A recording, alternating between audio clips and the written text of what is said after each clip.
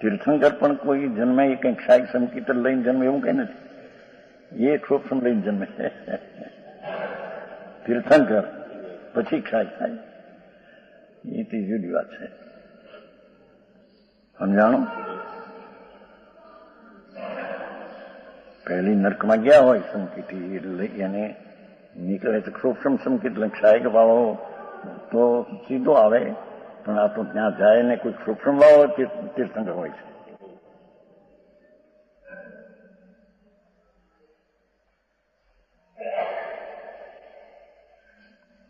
ક્ષાયક વાળો પહેલી નરકે જાય. ભવિષ્યમાં જે તીર્થંકર થવાના છે અને ક્ષાયક સંકેત થયું છે, નરકનું આયુષ્ય બંધાઈ ગયેલું છે, તો એ પહેલી નરકે જાય.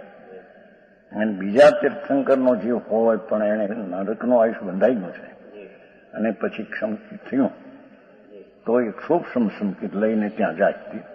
ત્રીજી ક્ષાયક વાળો ત્યાં ન જાય. સૈનિક રાજા ક્ષાયક વાળા હતા, પહેલે રહ્યા. ત્યાં જાય ત્યારે એને પેલું મિથ્યા થઈ જાય છે,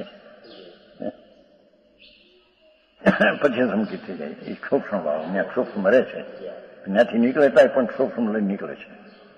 તીર્થંકર પણ કોઈ નાની વાતો છે. હા, ન હોય એમ કઈ સાર જ્ઞાન પ્રગટે માટે એને ક્ષાયક સંકેત હોય એવું કઈ એ આપણે આવી ગયું નહીં ત્રણમાં.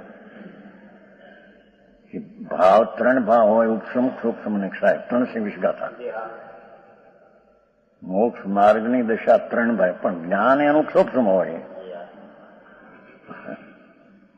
સમજાણું? કોઈને ક્ષાયક સંકેત હોય પણ જ્ઞાન ક્ષોભસમ હોય. ચોથે કોઈને ઉપસમ હોય ને જ્ઞાન ક્ષોભસમ હોય. કોઈનું ક્ષોભસમ સંકેત હોય ને જ્ઞાન ક્ષોભસમ હોય. આવી ગયો આમાં 320. હા હા હા, સમજાણું?